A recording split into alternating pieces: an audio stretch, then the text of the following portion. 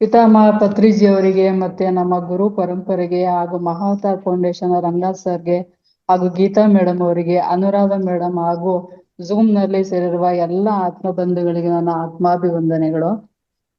ನಾನು ಧ್ಯಾನಕ್ಕೆ ಬಂದು 5 ವರ್ಷ ಆಯ್ತು. ಭದ್ರಾವತಿ ಹತ್ರ ಮೊಸರಳ್ಳಿ ಅಂತ ಹಳ್ಳಿ.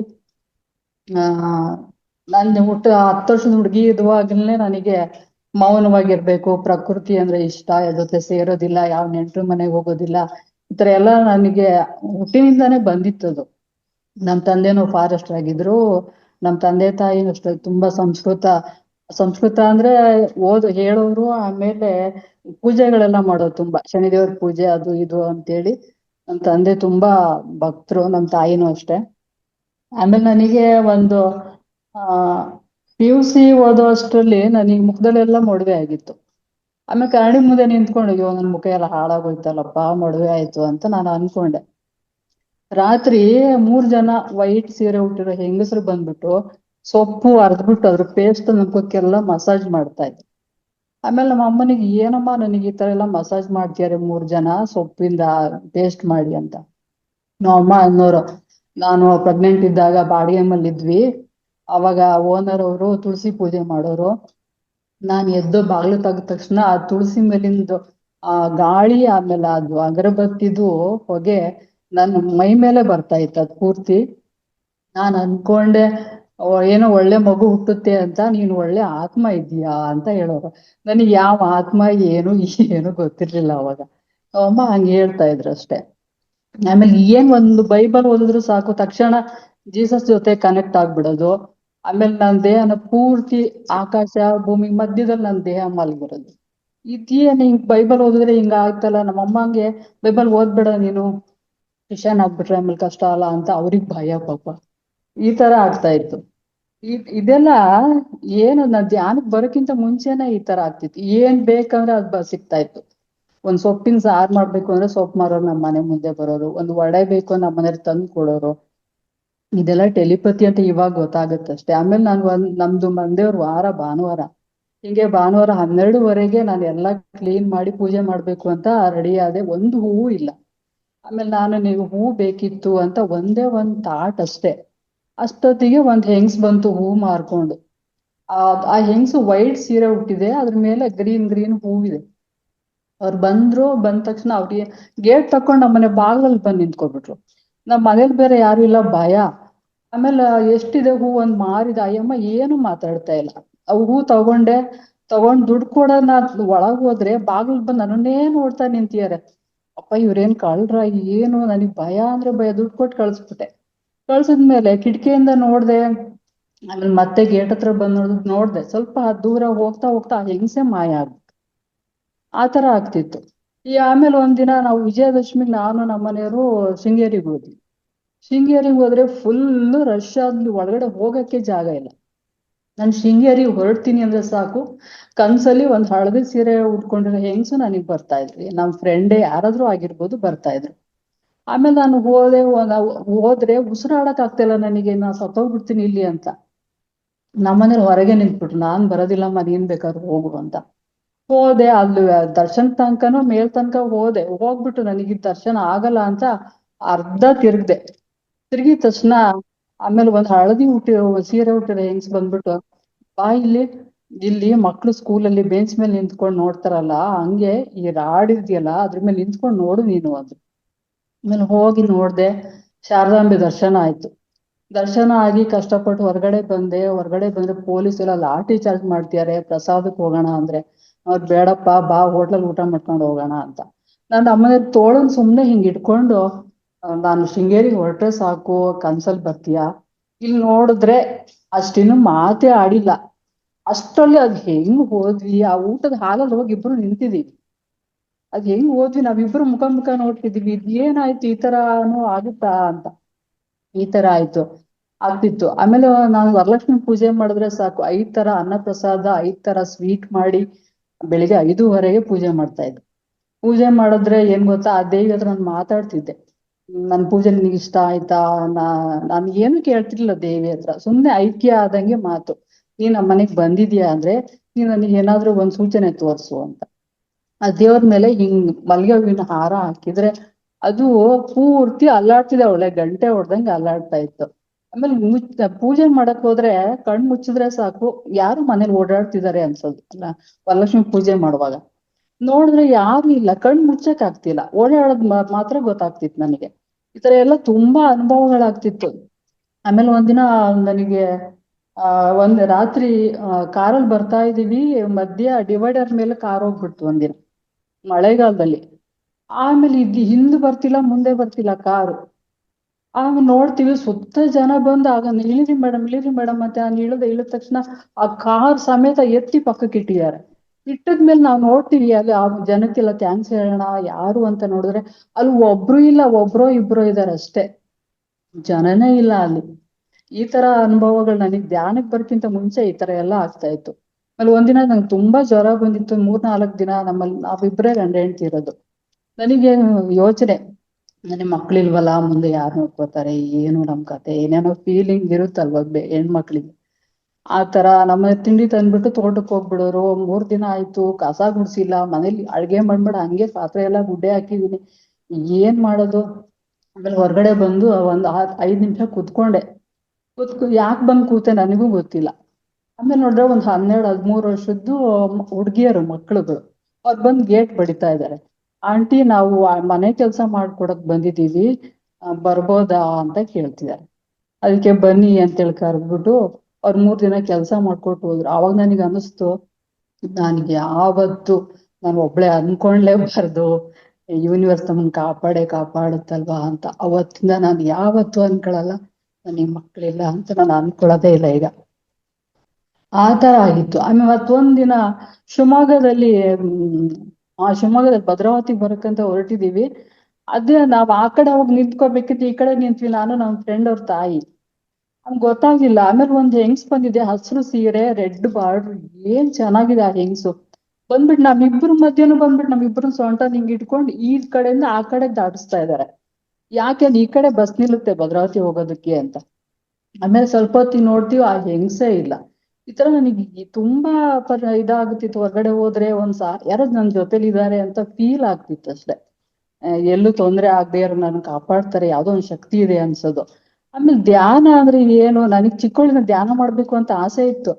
ಶಿವ ಕಣ್ಮುಸ್ಕೊಂಡ್ ಕೂತಿಯಾರಲ್ಲ ಅದು ಧ್ಯಾನ. ಕಣ್ಮುಸ್ಕೊಂಡ್ರೆ ಏನ್ ಕಾಣುತ್ತೆ, ಬರೀ ಕತ್ಲೆ ಅಲ್ವಾ. ಶಿವನಿಗೆ ಯಾಕೆ 3 ಕಣ್ಣು ಚಿತ್ರ ಬರ್ದಿದ್ದಾರೆ, ಆ ಮನುಷ್ಯರಿಗೆ ಮಾತ್ರ 2 ಕಣ್ಣ, ಅವ್ರಿಗೆ ಮಾತ್ರ 3 ಕಣ್ಣು ಯಾಕೆ ಅಂತೆಲ್ಲ ಈ ತರ ಮನ್ಸಲ್ಲೇ ಯಾರಿಗೂ ಕ್ವಶನ್ ಮಾಡಿ ಅದಕ್ಕೆಲ್ಲ ಆನ್ಸರ್ ಏನು ಕೇಳ್ತಿರ್ಲಿಲ್ಲ ನನ್ ಮನ್ಸಲ್ಲಿ ನಾನೇ ಅನ್ಕೊಳ್ಳೋದು. ಹಿಂಗೆ ಒಂದಿನ ಯೂಟ್ಯೂಬ್ ಅಲ್ಲಿ ನೋಡ್ಬೇಕಾದ್ರೆ ರೂಪಾ ವೆಂಕಟೇಶ ಮೇಡಮ್ ಅವರು ಗೈಡೆಡ್ ಮೆಡಿಟೇಷನ್ ಮಾಡ್ತಿದ್ರು. ಅದು ನೋಡ್ಬಿಟ್ಟು ನಾನು ಧ್ಯಾನ ಮಾಡಿದೆ. ಧ್ಯಾನ ಮಾಡಿದ ತಕ್ಷಣವೇ ಪ್ರಚಾರ ಮಾಡಕ್ ಶುರು ಮಾಡಿದೆ ಫೋನಲ್ಲಿ ಎಲ್ಲ. ಧ್ಯಾನ ನಮ್ಮ ತಂಗಿ ಮಕ್ಕಳಿಗೆ, ನಮ್ಮ ಅಮ್ಮನಿಗೆ, ಎಲ್ಲರಿಗೂ ಹೇಳ್ಕೊಡೋದು.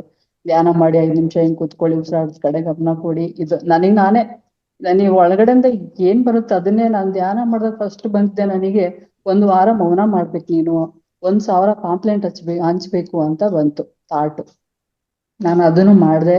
ಮಾಡಿದ್ಮೇಲೆ PMC ಕನ್ನಡಕ್ಕೆ ಫೋನ್ ಮಾಡಿದೆ. ಆಮೇಲೆ ಭದ್ರಾವತಿಲಿ ಯಾರಿದ್ದಾರೆ ಅಂತ ಶುಭಾ ಮೇಡಮ್ ಅವ್ರ ನಂಬರ್ ಕೊಟ್ಟು ಅವ್ರನ್ನ ಮೀಟ್ ಮಾಡಿದ್ಮೇಲೆ, ನಿಮ್ ಜೀವನದ ಪರ್ಪಸ್ಸೇ ಈ ತರ ಇದೆ, ಜ್ಯೋತಿ ಅಂದ್ರೆ ಜ್ಯೋತಿ ಬೆಳಗ್ಬೇಕು, ನೀವು ಯಾಕೆ ಕೊರಗ್ತೀರಾ, ನೀವು ಬಂದಿರೋದೇ ಬೇರೆ ಉದ್ದೇಶಕ್ಕೆ ಅಂತೆಲ್ಲ ಹೇಳಿದ್ಮೇಲೆ ನನಗೆ 24 ವರ್ಷದಿಂದ ಇದ್ದಿದ್ದ ಚಿಂತೆ ಎಲ್ಲ ಪರಿಹಾರ ಮಾಡ್ಕೊಟ್ರು ಅವ್ರು.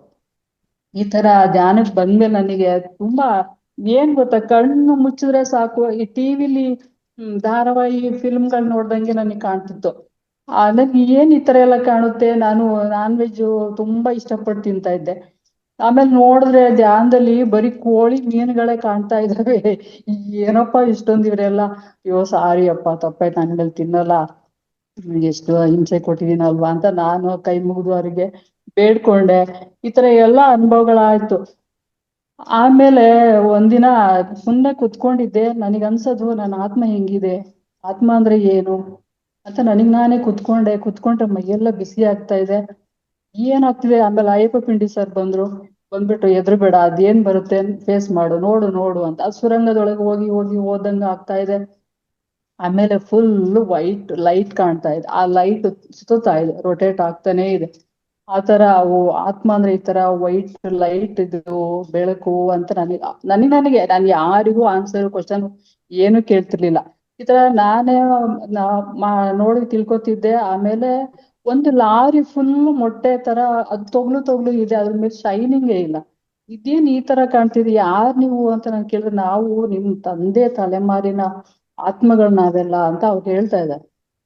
ನಾನು ಅದಕ್ಕೆ ಏನ್ ಮಾಡ್ಬೇಕು ಅಂತ ಗೊತ್ತಿಲ್ಲ, ಸುಮ್ನೆ ನೋಡ್ತಾ ಇದ್ದೀನಿ. ಆಮೇಲೆ ಆಕಾಶದಿಂದ ಒಂಥರ ವೈಟ್ ಮಿಂಚು ಬಂತು, ದಾರಿ ತರ ಆಯ್ತು. ಇದು ಒಂದೊಂದೇ ಮೊಟ್ಟೆಗಳ ಮೇಲಕ್ಕೆ ಹೋಗ್ತಾನೇ ಇದೆ. ನಾನು ಇಷ್ಟೊಂದು ಹೆಂಗ್ ಕಳ್ಸೋದಪ್ಪ ನಿಮ್ಮನ್ನ ಅಂದ್ರೆ, ಕಟಕ ಕಟಕ ಅಂತ ಮೇಲೆ ಹೋಗ್ತಾ ಇದೆ. ಅದು ನೋಡಿ ನನ್ನ ಆತ್ಮದ ಬೆಳಕಿಗೋಸ್ಕರ ಅದು ಎಷ್ಟು ವರ್ಷದಿಂದ ಕಾಯ್ತಾ ಇತ್ತೋ ಏನೋ, ಅಷ್ಟು ಆತ್ಮಗಳು ಒಂಥರ ಮುಕ್ತಿ ಹೊಂದಾಗೆ ಆಯ್ತು. ಅದು ಅದು ಒಂಥರ ಖುಷಿ ಆಯ್ತು. ಆಮೇಲೆ ನನ್ನ ತಮ್ಮ 32 ವರ್ಷಕ್ಕೆ ಅವ್ನು ತೀರೋದ್ಮೇಲೆ ನನ್ನ ತಂದೆ ತಾಯಿ ತುಂಬಾ, ಒಬ್ಬನೇ ಮಗ ಇದ್ವಿ, 3 ಜನ ಹೆಣ್ಮಕ್ಳು, ನಾವು ಒಬ್ಬನೇ ತಮ್ಮ. ಅವನ್ ತೀರೋದ್ಮೇಲೆ ನಮ್ಮ ತಂದೆ ತಾಯಿ ತುಂಬಾ ನೊಂದ್ಕೊಂಡ್ರು. ನಮ್ಮ ತಂದೆ ಕ್ಯಾನ್ಸರ್ ಬಂದು ತೀರೋದ್ರು. ನಮ್ಮ ತಂದೆ ಹೋದ್ಮೇಲೆ ನಮ್ಮ ಅಮ್ಮ ಒಂಟಿ ಆಗ್ಬಿಟ್ರು. ನಮ್ಮಮ್ಮ ಒಂಟಿ ಆದ್ಮೇಲೆ ನಮ್ಮಮ್ಮ ನೋಡಕ್ ಹೋಗ್ತಾ ಇದ್ದೆ. ಹೋಗಿ ಬರುವಾಗ ಒಂದ್ ಮುಕ್ಕಾಲ್ ಬಾಗ್ಲು ಹಾಕಿ ನಮ್ಮಮ್ಮ ಮಲಗ್ಬಿಟ್ಟಿದ್ರು. 2 ವರ್ಷ ಇದ್ರು ಅಷ್ಟೇ ನಮ್ ತಂದೆ ಹೋದ್ಮೇಲೆ. ಬಾಗ್ಲು ತಳ್ಳಿದ ತಕ್ಷಣ ಒಂದ್ ಎತ್ತರಕ್ಕಿರೋದು ನೆರಳು, ಅದು ನಾನ್ ನೋಡಿ ಓಡ್ತಾ ಇದ್ದೆ. ನಾನು ಯಾರಂತ ಅದ್ ಹಿಂದೆ ನಾನು ಓಡ್ತಾ ಇದ್ದೀನಿ. ನೋಡಿದ್ರೆ ಆಮೇಲೆ ನನಗೆ ಗೊತ್ತಾಯ್ತು, ಎತ್ತರಕ್ಕಿದೆಯಲ್ಲ ನಮ್ ತಂದೆನೇ ಇದು, ಇವ್ರೆಲ್ಲ ಇದ್ದಾರ. ತುಂಬಾ ಅನ್ಯೂನ್ಯವಾಗಿದ್ದವ್ರು ಗಂಡ ಹೆಂಡತಿಯವರು. ಒಂದೇ ಸರಿ ದೂರ ಆದ ತಕ್ಷಣ ಅವ್ರು ಬಿಟ್ಟು ಹೋಗಕ್ಕೆ ಆಗಿಲ್ಲ. ನಮ್ಮ ಅಮ್ಮನೂ ಅಷ್ಟೇ, ಎಷ್ಟು ಪೂಜೆ ಪುನಸ್ಕಾರ ಅಂದ್ರೆ, ಅವ್ರು ಹೋಗುವಾಗ್ಲೂ ಅಷ್ಟೇ ಆ ಲೋಕ ನೋಡಿ ನಮಗೆ ಓಪನ್ ಕಣ್ಣಿಂದ ಹೇಳೋರು, ಶಿವ ಹೋಗ್ತಾ ಇದ್ದಾರೆ, ಅವ್ರಿಂದ ಎಷ್ಟೋ ಜನ ಇದ್ದಾರೆ, ನನ್ ಕಡೆ ಅವ್ರು ನೋಡ್ತಾ ಇಲ್ವಲ್ಲ, ನಾನು ಹೋಗೋಣ ಅಂದ್ರೆ ನಾನ್ ಶಿವನಿಗೆ ಹೇಳ್ದೆ, ನಮ್ ಮಕ್ಳಿಗೆಲ್ಲ ಒಳ್ಳೇದ್ ಮಾಡಂತ ಕೈ ಮುಗ್ದೆ ಅಂತ ಹೇಳೋದು. ಆದ್ಮೇಲೆ ನಮ್ ತಂದೆ ನಮ್ಮ ಯಜಮಾನ್ರು ಬಂದಿದ್ದಾರೆ, ನೀನ್ ಹೆದರ್ಬೇಡ ಅಂತಿದ್ದಾರೆ ಅಂತೇಳಿ. ಆಮೇಲೆ ಸಾಯುವಾಗ್ಲೂ ಅಷ್ಟೇ ಅವರು ಮಹಾವಿಷ್ಣು ದರ್ಶನ ಆಗ್ತಾ ಇದೆ, ಅವ್ರು ಕರಿತಾ ಇದಾರಪ್ಪ ನಾನು ಹೊರಟೋಗ್ತೀನಿ ಅಂತ ನಮಗೆಲ್ಲ ಹೇಳಿ, ಸರಿ ಹೋಗ್ಲಾ ಅಂತ ಕೇಳ್ಬಿಟ್ಟು ಆಮೇಲೆ ಅವ್ರು ಹೋದ್ರು. ನಾವು ಅದನ್ನ ನೋಡ್ಬಿಟ್ಟು ಇದು ಈ ತರನು ಸಾಯ್ತಾರ ಜನ ಅನ್ಸ್ತಾ ಇತ್ತು. ನಮ್ಮಮ್ಮ ಆತರ ಅವ್ರ ಮಗಳಾಗ ನಾನು ಹುಟ್ಟಿದೀನಿ ಅಂದ್ರೆ ನನಗೆ ಅದೇ ಒಂದು ಹೆಮ್ಮೆ ಅನ್ಸುತ್ತೆ.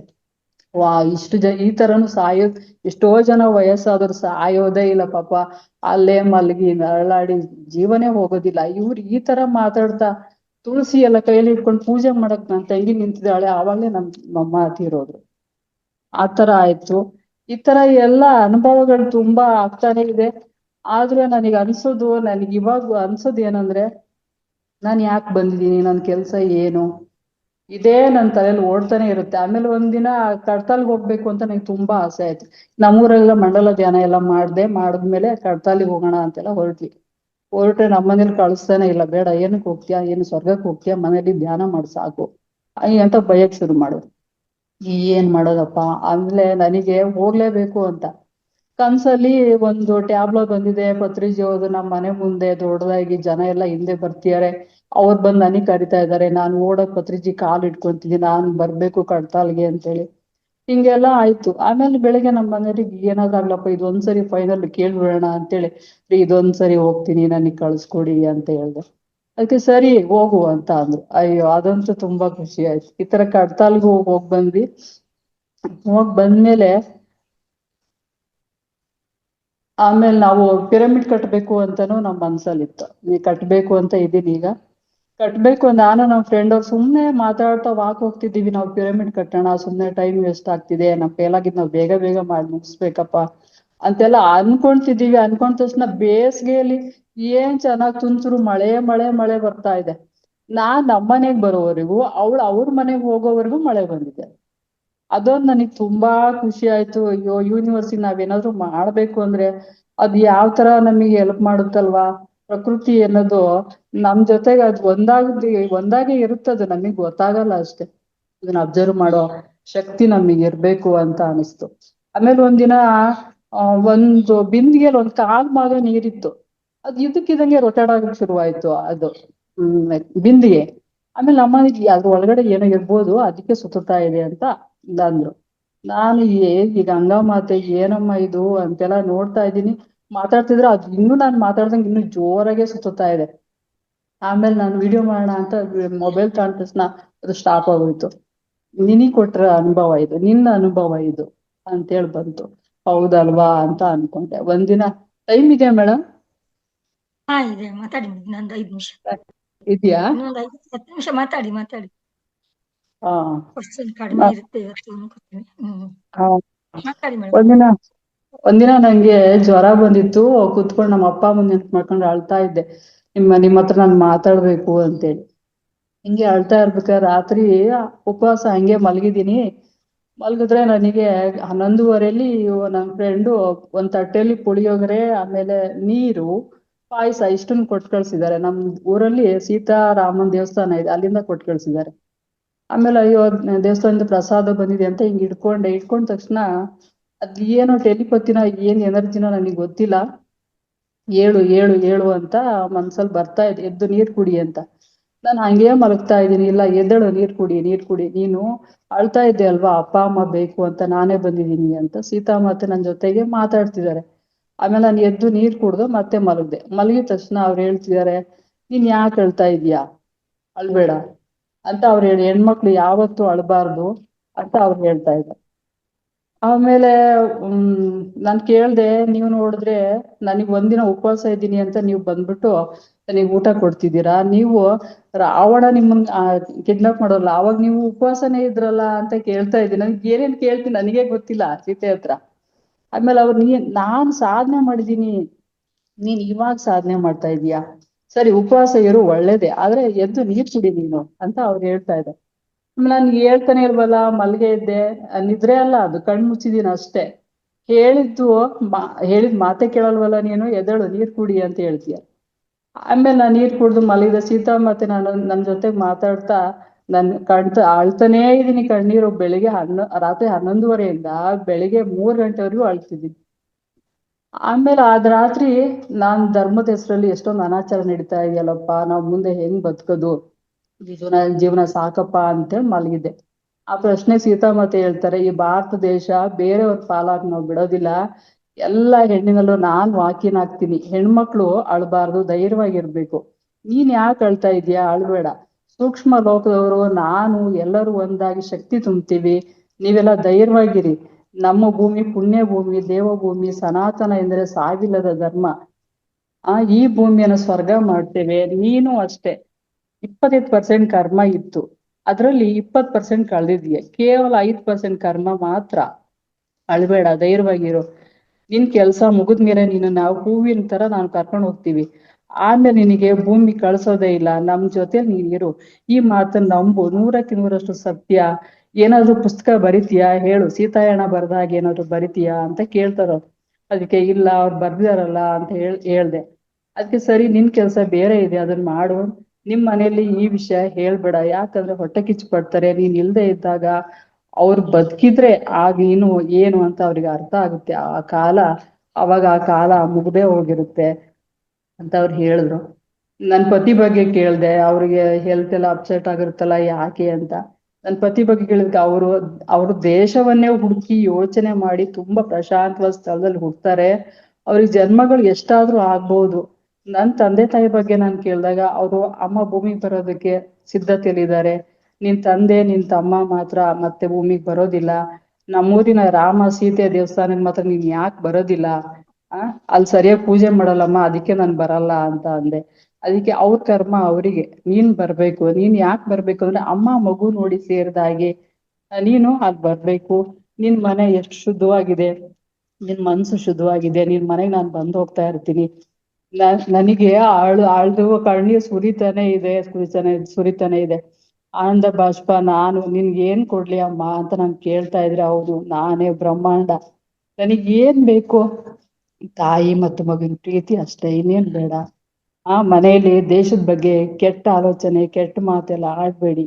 ನಿನಗೆ ಮಾನಸ ಸರೋವರ, ಹಿಮಾಲಯ, ಕೈಲಾಸ ಪರ್ವತ, ವಿಮಾನದಲ್ಲಿ ಹೋಗೋದು ಎಲ್ಲ ನೋಡ್ಬೇಕು ಅಂತ ಅನ್ಸಿದ್ಯಲ್ವಾ, ಬಾ ಅಂತೇಳಿ ಅವ್ರನ್ನ ಕರ್ಕೊಂಡು ಹೋಗ್ತಾರೆ. ಕರ್ಕೊಂಡೋಗಿ ನೀನ್ ಮುಂದೆ ಎಲ್ಲೂ ಹೋಗ್ಬೇಡ, ನಾನೇ ತೋರಿಸ್ತೀನಿ ನೋಡು ಅಂತ ನನ್ನ ಸುರಂಗದೊಳಗೆ ಕರ್ಕೊಂಡು ಹೋಗಿ ಅಲ್ಲಿ ಹಿಮಾಲಯದಲ್ಲಿ ಶಿವ ಧ್ಯಾನ ಮಾಡ್ತಾ ಇದ್ದಾರೆ. ಅಲ್ಲೊಂದು ತೋರ್ಸಿದ್ರು. ಶಿವ ತ್ರಿಶೂಲದ ಮೇಲೆ ಕೈ ಇಟ್ಕೊಂಡು ಕೂತಿದ್ರು. ಇದೇ ಕೈಲಾಸ ನೋಡು ಅಂತ ತೋರ್ಸಿದ್ರು. ವಿಮಾನದಲ್ಲಿ ಪ್ರಯಾಣ ಮಾಡ್ಸಿದ್ರು. ಇಲ್ಲಿಗೆ ಬಂದ್ಮೇಲೆ ಎಲ್ಲ ಕಡೆ ಓಡಾಡ್ಬೋದು, ನೋಡು ಸಮಾಧಾನ ಆಯ್ತು ತಾನೆ. ಇನ್ನ ಕೋಪಡಿ ಸರಿ ಹಿಡ್ಕೊ. ಕೋಪಡಿ ಅಂದ್ರೆ ನಿನ್ ತಲೆ ಸರಿ ಇಟ್ಕೊ, ಇದೇನೋ ಯೋಚನೆ ಮಾಡ್ಬೇಡ. ಈ ತಾಯಿ ಪ್ರೀತಿಗೆ ನನ್ನನ್ನು ನಾನು ಅರ್ಪಿಸ್ಕೊಂಡ್ಬಿಟ್ಟೆ. ನಿನ್ ದಾರಿ ನಿನ್ನದು, ಪ್ರಕೃತಿಯನ್ನು ಪ್ರೀತಿಸು, ಗಿಡಗಳನ್ನ ನೆಡಿ, ಪ್ರಕೃತಿಗೆ ಪ್ರೀತಿಯನ್ನು ತುಂಬಿ ಮನುಷ್ಯ ದೇವರಾಗಿ ಬದುಕ್ಬೇಕು ಅಂತ ಹೇಳ್ತಾರೆ. ನನ್ ಪತಿ ಆರೋಗ್ಯ ಸರಿ ಹೋಗೋ ಪರಿಹಾರ ಹೇಳಿ ಅಂತ ಕೇಳಿದ್ದಕ್ಕೆ ಅವ್ರು ಹೇಳಿದ್ರು, ಅವ್ರ ಕರ್ಮ ಅವ್ರದ್ದು, ನಿನ್ ಕರ್ಮ ನಿನ್ನದು. ಅವ್ರಿಗೆ ಏನ್ ಬೇಕು ಅವ್ರು ಕೇಳಿ, ನಾನು ಕೊಡ್ತೀನಿ. ಅವರೇ ಕೇಳಿದ್ರೆ ಅವರಿಗೆ ನಂಬಿಕೆ ಬರುತ್ತೆ ಅಂತ ಹೇಳಿದ್ರು. ಈ ತರ ಸೀತಾಮಾತೆ ನನ್ ಜೊತೆಗೆ ಮಾತಾಡಿದ್ರು. ಅವ್ರು ಬಂದಾಗ ನನಗೆ ಈ ತರ ಎಲ್ಲ ಬಿಂದಿಗೆ ನೀರ್ ಸುತ್ತದ ಹಾಗೆ ಅದು ಸೂಚನೆ ನಮ್ಮ ಮನೆಗೆ ಏನೋ ಒಂದ್ ಶಕ್ತಿ ಬರ್ತಾ ಇದೆ ಅಂತ. ಆಮೇಲೆ ನನ್ ಬೆನ್ನಲ್ಲಿ ಪೂರ್ತಿ ರೈಸ್ ಆಗುತ್ತೆ, ಚಕ್ರಗಳೆಲ್ಲ ರೊಟೇಟ್ ಆದಂಗೆ ರೈಸ್ ಆದಾಗ ಅವಾಗ ಓ ಅಮ್ಮ ಬಂದಿದಾರೆ ನಮ್ಮ ಮನೆಗೆ ಅಂತ ನನ್ಗೆ ಇವಾಗ ಅರ್ಥ ಆಗುತ್ತದು. ಆಮೇಲೆ ಈ ಕಾರ್ತಿಕ ಮಾಸದಲ್ಲೂ ಅಷ್ಟೇ, ನಾವು ಬಾಗ್ಲಲ್ಲಿ ದೀಪ ಎಲ್ಲ ಇಡ್ತೀವಲ್ವಾ, ಇಟ್ಬಿಟ್ಟು ನಾನು ಹೊರಗಡೆ ಧ್ಯಾನ ಮಾಡ್ತಾ ಇರ್ಬೇಕಾದ್ರೆ ಒಂದು ಶಿವಂದು ಓಂ ಅಂತ ಒಂದು 9 ಸರಿ ಕೇಳ್ತಾ ಇತ್ತು. ಕೇಳಾದ್ಮೇಲೆ ಧ್ಯಾನ ಮಾಡಿ ಒಳಗಡೆ ಬಂದು ಒಳಗಡೆ ನೋಡಿದ್ರೆ ಆ ದೀಪ ಬಾಗ್ಲಲ್ಲಿ 2 ಹಂಗೆ ಇದೆ, ಅದ್ರ ಬತ್ತಿ ಮಾತ್ರ ಮುಂದೆ ಹೋಗಿ 2 ಉರಿತಾ ಇತ್ತು. ಅದೇನಂತ ನನಗೆ ಗೊತ್ತಾಗಿಲ್ಲ ಇನ್ನು. ಅದೇನೋ ಮಾಸ್ಟರ್ಸ್ ಆತರ ಮಾಡಿದಾರೋ ಏನೋ ಗೊತ್ತಿಲ್ಲ. ಆಮೇಲೆ ಒಂದಿನ ಹಿಂಗೆ ಮೊನ್ನೆ ಧರ್ಮಸ್ಥಳಕ್ಕೆ ಹೊರಟಾಗ ನನಗೇನೋ ಒಂದ್ ಥಾಟ್ ಬಂತು, ಅಲ್ಲಿ ಗರ್ಭಗುಡಿ ಒಳಗಡೆ ಹೋಗಿ ಧ್ಯಾನ ಮಾಡಿದ್ರೆ ಎಷ್ಟ್ ಚೆನ್ನಾಗಿರುತ್ತೆ, ಅಲ್ಲಿ ಎನರ್ಜಿ ಎಷ್ಟ್ ಚೆನ್ನಾಗಿರುತ್ತಲ್ವಾ ಅಂತೇಳಿ. ಅದೆಲ್ಲ ಸಾಧ್ಯನೋ ಗೊತ್ತಿಲ್ಲ, ಒಂದ್ ಥಾಟ್ ಹಂಗ ಹಾಕೊಂಡ್ ಹೋದೆ. ಅಲ್ಲಿ ಹೋದ್ರೆ ನನಗೆ ಅದು ಇಲ್ಲಿ ಥಾಟ್ ಹಾಕೊಂಡ್ ಹೋಗಿದ್ದು ಅಲ್ಲಿ ನೆನ್ಪಿಲ್ಲ. ಅದು ಜನ ಏನು ಅಷ್ಟ್ ಇರ್ಲಿಲ್ಲ, ಅದು ನಿಲ್ಸಿದ್ರು ಅಲ್ಲೆಲ್ಲ ಒಳಗಡೆ. ನಿಲ್ಸಿದ್ಮೇಲೆ ಅಲ್ಲೊಂದ್ ಇಬ್ರಿಗೆ ಪಾಂಪ್ಲೆಂಟ್ ಕೊಟ್ಟು ಧ್ಯಾನದ್ದೆಲ್ಲ ಹೇಳ್ದೆ. ಧ್ಯಾನ ಮಾಡ್ಬೇಕಂತ ನಿಂಗೆ ನೆನ್ಪಿಲ್ಲ. ಆಮೇಲೆ ಒಂದ್ ಟೈಮ್ ಇದೆಯಲ್ಲ ಅಂತ ಒಂದ್ 5 ನಿಮಿಷ ಧ್ಯಾನ ಮಾಡಿದೆ. ಧ್ಯಾನ ಏನ್ ಎನರ್ಜಿ ಇದೆ ಒಳಗಡೆ. ಧ್ಯಾನ ಆದ್ಮೇಲೆ ಅದು ಲೈನ್ ಎಲ್ಲ ಮೂವ್ ಆಯ್ತು. ನಾನ್ ಅನ್ಕೊಂಡಿದ್ದ ಥಾಟಿಗೂ ಆ ಯೂನಿವರ್ಸ್ ನಮ್ ಮಾತನ್ನ ನೆರವೇರಿಸ್ಕೊಡುತ್ತಲ್ವಾ, ಅದು ನಾನ್ ಮರ್ತಿರ್ಬೋದು ಆದ್ರೆ ಅದು ಯಾವತ್ತೂ ಮರೆಯೋದಿಲ್ಲ ಅಂತೇಳಿ ಅನಿಸ್ತು. ಈ ತರ ಎಲ್ಲ ಅನುಭವ ಆದಾಗ ನನಗೆ ಈಗ ಅನ್ಸಿದ್ದು ಏನಂದ್ರೆ, ನಾನು ಹೋಗೋದ್ರ ಒಳಗಡೆ ಏನಾದ್ರು ಒಂದು ಗುರುತು ಬಿಟ್ಟು ಹೋಗ್ಬೇಕು, ನಾನು ಪಿರಮಿಡ್ ಕಟ್ಬೇಕು, ಜನರಿಗೆ ಬಂದು ಧ್ಯಾನ ಪ್ರಚಾರ ಮಾಡ್ಬೇಕು ಅಂತ ತುಂಬಾ ಇಷ್ಟ. ಯಾವ ಸ್ಕೂಲ್ಗಳಿಗೆಲ್ಲ ಸ್ಕೂಟಿ ಇವಾಗ ಕಲ್ತ್ಬಿಟ್ಟು ಧ್ಯಾನ ಪ್ರಚಾರ ನಮ್ ಸುತ್ತ ಹಳ್ಳಿಗೆಲ್ಲ ಪ್ರಚಾರ ಮಾಡಿದೀನಿ.